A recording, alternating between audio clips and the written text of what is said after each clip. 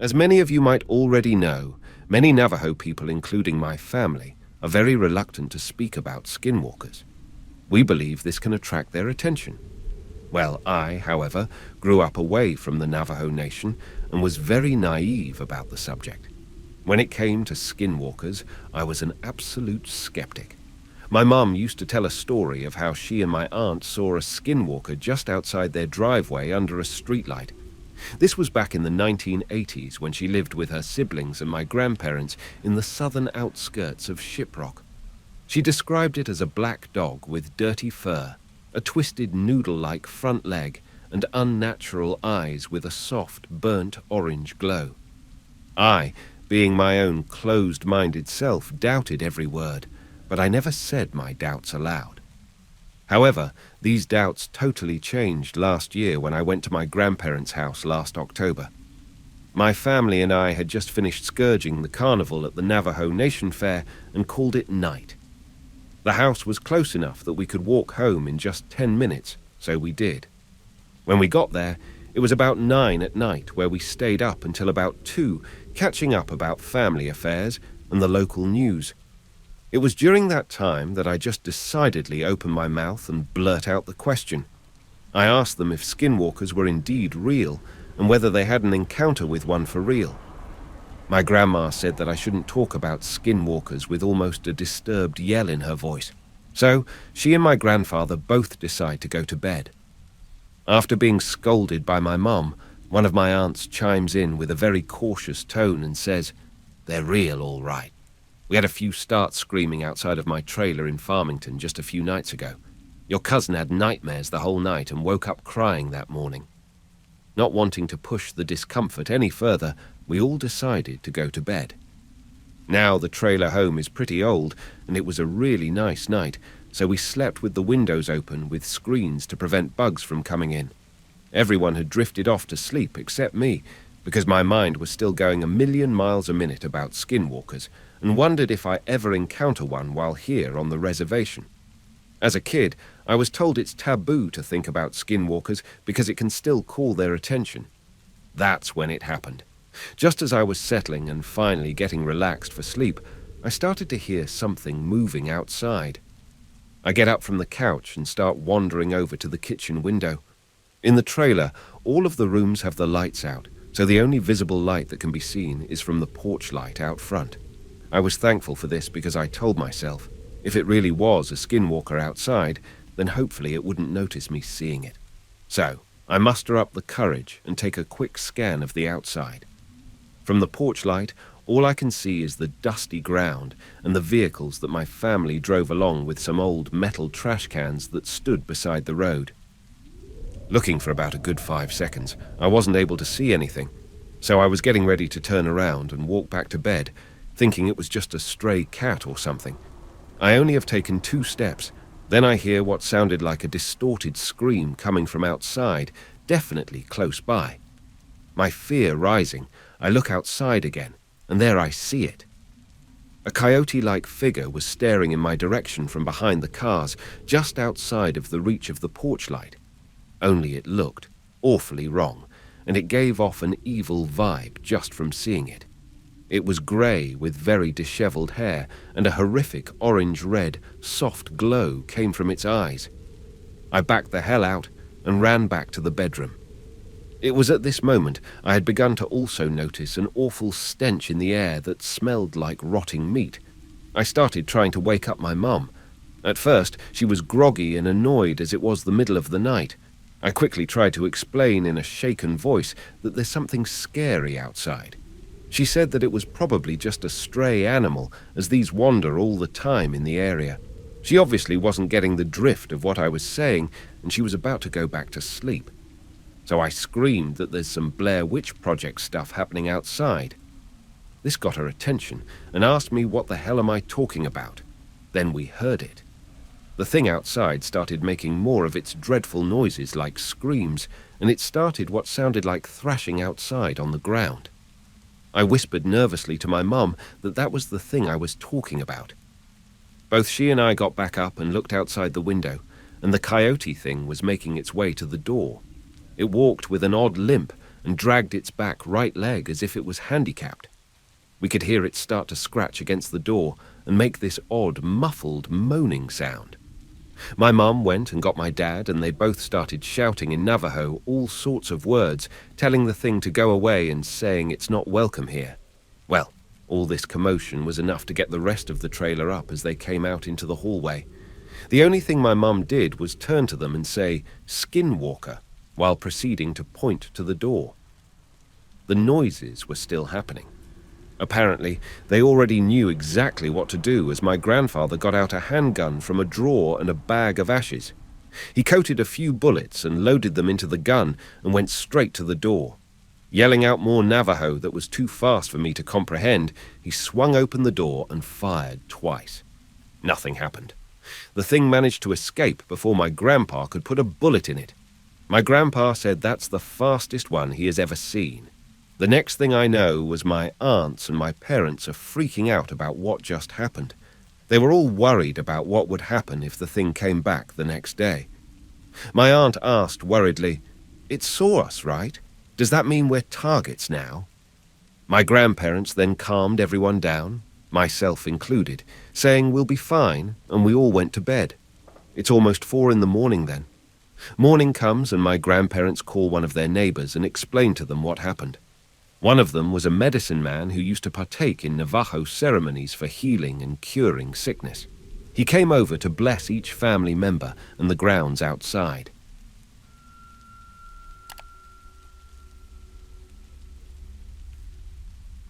This is a personal experience that I had a while back. It still kind of messes with my head when I think about it. I'll be the first to say that all this stuff could have taken place in my head. The mind is a freaky thing and can play some pretty trippy tricks on you. Whenever I was scared as a kid, my dad had always told me that in life, you should not be scared of ghosts. Fear the living because they can actually hurt you. In my late teenage years, I came into some money after my father ended his own life, and I received an inheritance from him. At the time of my dad's passing, he and my mom owned a cabin up in Oregon by Mount Bachelor. The cabin had been put up for sale since my mum could no longer afford the payments, and renting it out was not covering the payments either. The cabin was set to go on the market for sale in less than a month and was in the process of finalizing all the paperwork with the realtor and lawyer. So for that month's time, the cabin was not going to be rented out any longer and was going to be vacant. I saw this as a chance to get away for a while and clear my head in light of all the things going on. I quit work, packed up my snowboarding gear, grabbed my dog, and headed up in my dad's car that he had willed to me. I drove to the cabin. Now, this was our family cabin that my parents rented out throughout the year when we were not using it. I had keys to the cabin and also had the code for the alarms, so I did not feel the need to stop at the rental management company and advise them of my stay. This has nothing to do with the coming story, but felt the need to mention it anyway. My first 2 days at the cabin were normal, and nothing unusual happened. I spent my days playing with my dog in the snow and snowboarding. At night, I spent the time playing PlayStation or listening to music, drinking, and smoking out on the balcony. I had already stocked up on food, cigarettes, and liquor, so I was pretty much a shut-in aside from occasionally hitting the slopes. With my dog as my company and my PlayStation as entertainment, I was quite content and started to feel relaxed after all the drama that had preceded my outing. The cabin itself was 2 stories. The bottom story had a living room and a side guest bedroom, along with a small kitchen. Upstairs had another 2 rooms along with a walkout balcony attached to the master bedroom. Most of my time there was spent either in the living room, kitchen, or master bedroom. I never ventured into the other rooms and always kept the doors leading into them shut. Open doors to dark rooms always creeped me out. Anyhow, the 3rd day came around, and I was going through my usual routine of playing with my dog. His name was Midnight, by the way, and he also since passed. The rest of the time, I was playing games and watching movies. That day, snow was falling pretty heavily, so I did not feel like trekking down the hill to the main road in my car and decided to stay in. That's when things started getting a bit weird. In our area, there were only 2 other cabins adjacent to ours. Maybe they are a block away from each other. All other cabins aside from these two were around a mile away from ours. Surrounding us was mostly forest and very tall pine trees. They're really tall, and this is important for later. Both these cabins were empty, and from the past couple of days, I knew that no one was currently staying there. Now we have enough background, and I'm going to jump to the weirdness. Around midday, while outside with my dog, I noticed what looked like footprints in the snow around the area surrounding our cabin. It was still snowing, so the footprints looked semi-fresh, like someone had been there in the last 20 to 30 minutes before me. I thought that maybe someone was staying in the cabin near me that I may not have noticed. Maybe they were shut-ins like me. All right, the prints lead away from my cabin, and they disappeared in the snow towards the denser part of the trees. I disregarded the footprints and went back inside. Nighttime came around and decided to head to bed. My dog Midnight was lying on the bed with me when I noticed his ears perk up to a standstill and listening position. This was followed by him quickly jumping off the bed and running downstairs to the living room. I lay in bed and stayed silent. I was kind of freaked out, and I could hear him moving around downstairs back and forth. After around 5 minutes, he ran back upstairs to me and started to do his doggy dance for the sign that he had to pee or that he wanted to go outside. I can't say no to him, so we both went downstairs to the outside driveway for him to do his thing. As soon as we were outside, he started to pull on his leash, trying to drag me to where he wanted to go. He kept looking into the dense part of the trees where the prints had been earlier, but he also kept sniffing the side of the house and looking up towards the roof. After he figured out that I was not going to go where he wanted, he sat himself down and just stared into the darkness. It's a bit unusual for him, but all right. Maybe there are forest animals out there that he wants to chase down. Anyway, I did not want to leave anything to chance, so I pulled him back inside and we both headed back upstairs. Around half an hour later, I was lying in bed when I heard what sounded like hooves walking on my roof. It was only a series of around 6 steps, and I rationalized that it could be a pine cone falling from a tree onto the roof. Perhaps it's a kind-hearted forest animal running around. But here's the thing. The steps seemed to be spaced apart like a man-length stride, so it was really freaking me out. Midnight also heard the noise and was quick to run to the balcony screen door, expecting me to let him out. All right, you know what? I'm a tough guy, and at the time considered myself to be fairly well built and strong enough to handle myself. So I grabbed my coat and shoes, along with my cigarettes and flashlight, and went out onto the balcony. What's there to worry about, right?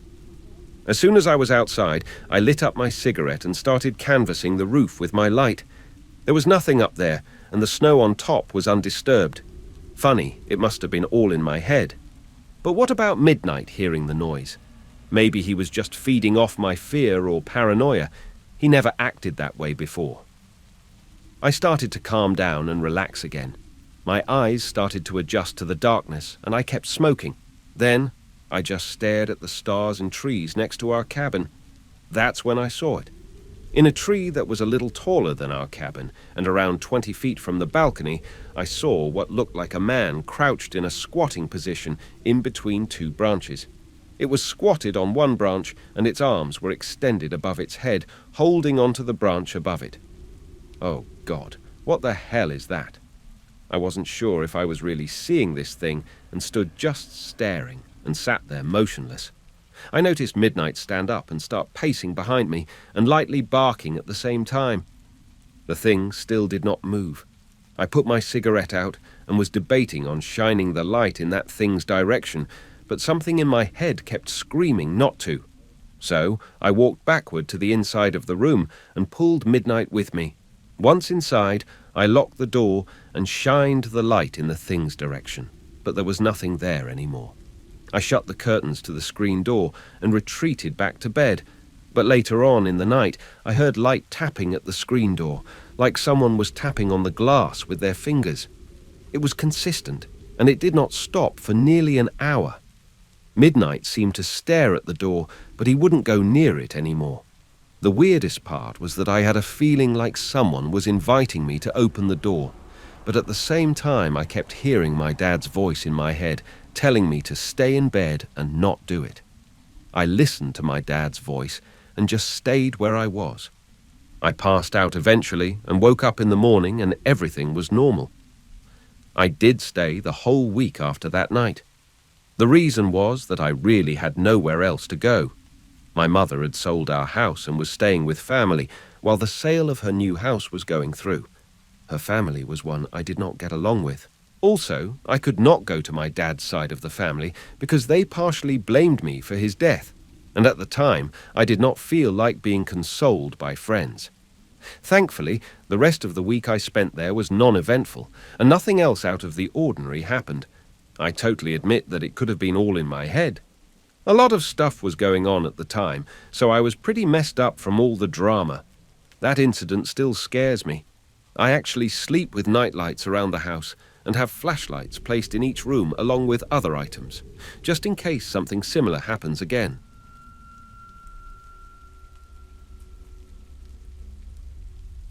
One night, a few of my friends decided after a night of hanging out that we'd go on an adventure. That was about 3 in the morning, but no one was feeling sleepy yet. We took a ride about 50 miles to this old Spanish ruin in New Mexico. It was once the seat of the Inquisition. I can't, for the life of me, remember what the place is called. So, we jumped the front gate to the place and start exploring. One of my friends brought a flute with him, and he started playing it. About 30 seconds into his mediocre playing, something started screaming really loud on the tops of the long-destroyed walls of the place. Whatever it was, it's going from wall to wall really quick, screaming the most blood-curdling scream you've ever imagined. We immediately get out of there, and one of my friends literally pissed his pants. We drove for a few hours to Bandelier National Monument, where we planned to camp out for the rest of the weekend. We got to Bandelier at probably like 6 or 7 in the morning and set up our camp. After a few hours of just talking about what the hell happened at the ruins, I went to take a piss. It's on a rock, probably only like 300 feet from our camp. This is where everything starts getting a little fuzzy. I remember seeing 2 dust devils coming my way, and when I turned around again, 2 of my friends were there, and they were motioning me to follow them.